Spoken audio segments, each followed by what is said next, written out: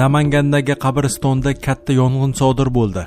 Toshkentda 96 marotaba qoidabuzarlik qilgan haydovchi qo'lga tushdi. Istanbuldagi muzokara yakunlandi. Rossiya va Ukraina nimalarga kelishib oldi? O'zbekistonda haydovchilar uchun 10 ga yaqin xushxabar e'lon qilindi. Endi esa batafsil. Moskva va Moskva oblastidagi hamyurtlarimiz diqqatiga. Agar sizga registratsiya, patent, prodleniya, deport zapretni tekshirish va boshqa shunga o'xshash hujjatlar kerak bo'lsa, bizga bog'lanishingiz mumkin. Xizmatlarimiz arzon va ishonchli. Murojaat uchun hoziroq ekrandagi raqamlarga qo'ng'iroq qiling. Namangandagi qabristonda katta yong'in sodir bo'ldi. Namangan viloyatida joylashgan Mavlono qabristoni yoqib yuborilgani, katta yong'in sodir bo'lgani haqida video tarqaldi. Favqulodda vaziyatlar boshqarmasi holat yuzasidan ma'lumot berdi. Unga ko'ra, yangi Namangan favqulodda vaziyatlar boshqarmasiga soat 14:56 da tumanning Kuzgu ko'chasidagi Mavlono qabristonida qurigan o'tlar yonayotgani haqida xabar kelib tushgan. Xabarga asosan yong'in qutqaruv ekipaji soat 15:09 da yetib borib, yong'in soat 15:29 da qutqaruvchilar tomonidan bartaraf etildi.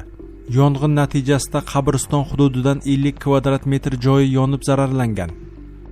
Toshkent shahar Mirzo Ulug'bek tumanida 96 marotaba qoidabuzarlik qilgan haydovchi qo'lga tushdi.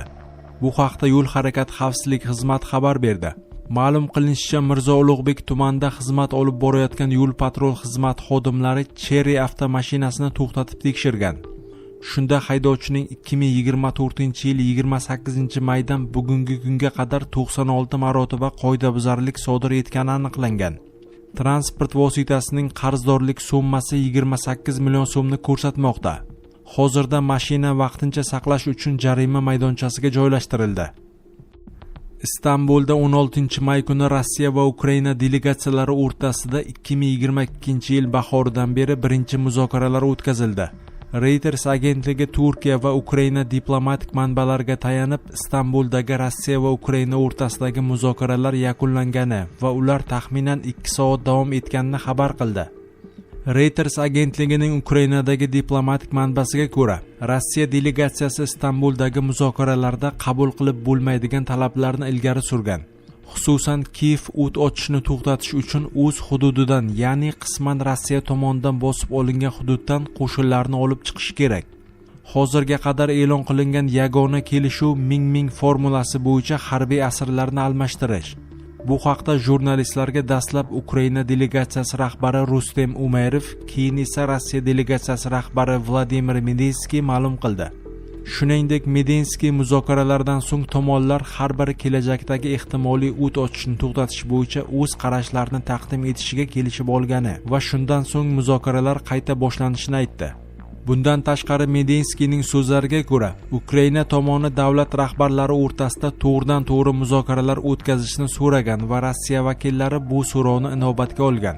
Ta'kidlanishicha, muzokaralar boshlanishidan oldin Ukraina delegatsiyasi rahbari, Mudofaa vaziri Rustem Umerov Kiyevning to'liq va so'zsiz o't ochishni to'xtatishga hamda eng yuqori darajada to'g'ridan-to'g'ri muzokaralarga tayyorligini bildirgan. Bugun biz barqaror va adolatli tinchlikka erishishning haqiqiy yo'llarini topish uchun Istanbulga keldik, degan Rustem Umerov. Rossiya delegatsiyasi rahbari Vladimir Medinskiy esa Moskva Istanbuldagi uchrashuvni 2022-yilgi muzokaralarning davomi sifatida ko'rayotganini aytgan. Ukraina tomoni bilan to'g'ridan-to'g'ri muzokaralarning vazifasi ertami-kechmi mojaroning asosiy sabablarini bartaraf etish orqali uzoq muddatli tinchlikka erishishdir, dedi Medinskiy. O'zbekistonda haydovchilar uchun 10 ga yaqin xushxabar e'lon qilindi. O'zbekiston prezidentining topshirig'i bilan haydovchilarga yengillik yaratishga qaratilgan hukumat qarori qabul qilindi. Bu haqda davlat rahbarining matbuot kotibi Sherzod Asadov xabar berdi. 1-iyundan boshlab yo'l chiziqlarini bosib qoidabuzarlik sodir etish holatlarini avtomatlashtirilgan foto-video qayd etish moslamalari orqali qayd etishga yo'l qo'yilmaydi. To'xtash chizig'i stop liniya bundan mustasno. Haydovchi chiziqni bosib olsa, bu qoidabuzarlik fotoradar yoki video kamera orqali qayd etilmaydi. Demak, avtomatik ravishda jarima yozilmaydi. Lekin yo'l patrul xizmati xodimi tomonidan aniqlanganda qoidabuzarlik o'rnatilgan tartibda rasmiylashtiriladi, deya aniqlik kiritdi Asadov. 1-iyundan boshlab shaharlarda avtomobil yo'llarini ta'mirlash yoki yo'l chiziqlarini chizish bilan bog'liq ishlarni soat ertalab 7:00 dan 21:00 ga qadar amalga oshirishga yo'l qo'yilmaydi. Dam olish kunlari, shuningdek kechiktirib bo'lmaydigan alohida holatlar bundan mustasno. Ta'mirlash va yo'l chiziqlarini yangilash ishlari endi kunduzi emas, faqat kechasi, yo'llardagi harakat kamaygan vaqtda amalga oshiriladi. 1-sentyabrdan boshlab harakat tezligini nazorat qilishga mo'ljallangan har qanday turdagi statsionar va mobil radarlar joylashgan hududda radar yo'l belgisining o'rnatilishi majburiy bo'ladi. Radar yo'l belgisi radar joylashgan joydan kamida 250 metr, ko'pi bilan 500 metrgacha bo'lgan masofada o'rnatiladi.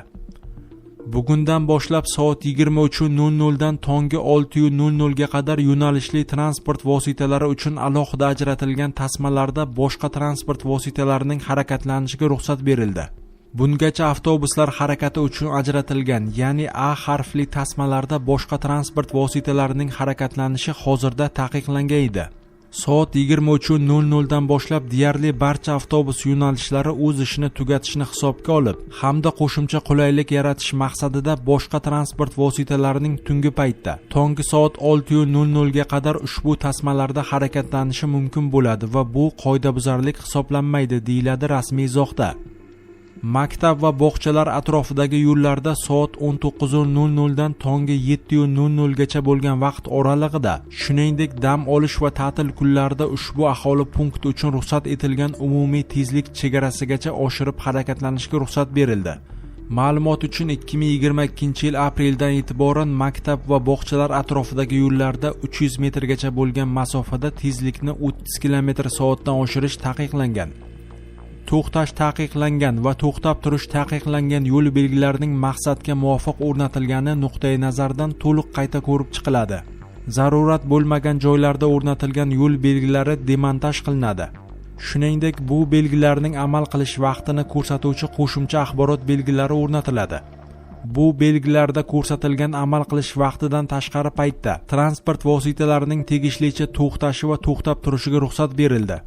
Masalan, to'xtab turish taqiqlangan belgisining tagida amal qilish vaqti soat 7:00 dan 21:00 gacha deb ko'rsatilgan bo'lsa, transport vositalari ushbu belgi hududida soat 21:00 dan 7:00 ga qadar bemalol to'xtab turishlari mumkin bo'ladi, deya tushuntirdi Prezident matbuot xizmati. Temir yo'l kesishmalarida stop belgilari boshqariluvchi svetoforlarga almashtiriladi. Qayd etilishicha, bugungi kunda yo'llardan kesib o'tuvchi ayrim temir yo'llarda hafta yoki kun davomida vagonlar harakatlanmasa-da, haydovchilar belgi oldida to'xtashga majbur va natijada uzun tirbandliklar yuzaga kelmoqda. Shu munosabat bilan qaror bilan avtomobil yo'llaridan o'tgan ayrim temir yo'l kesishmalarida stop belgilari boshqariluvchi svetoforlarga almashtirilishi belgilandi. O'zbekiston yo'llaridagi barcha radar va kameralar yil oxirigacha to'liq xatlovdan o'tkaziladi. Ichki ishlar vazirligi tomonidan 2025-yil yakuniga qadar chorraha va yo'llardagi barcha maxsus texnika vositalari to'liq xatlovdan o'tkaziladi. Xatlov natijalari bo'yicha o'zboshimchalik bilan yoki belgilangan tartibga rioya etmagan holda o'rnatilgan texnik va standart talablarga javob bermaydigan texnika vositalari demontaj qilinadi. Shuningdek, birinchi marta sodir etilgan yengil qoidabuzarlik uchun ogohlantirish beriladi. Ma'lum qilinishicha, Prezident topshirig'iga muvofiq ma'muriy jazolar tizimiga yangi ma'muriy ogohlantirish ta'sir chorasini kiritishni nazarda tutuvchi qonun loyihasi ishlab chiqilgan. Loyihaga ko'ra, yo'l harakati qoidalarini buzish bilan bog'liq ayrim yengil turdagi huquqbuzarliklarni birinchi marta sodir etgan shaxslarga yo'l patrul xizmati inspektori tomonidan ogohlantirish beriladi. Ogohlantirish 1 yil ichida faqat bir marotaba berilishi mumkin.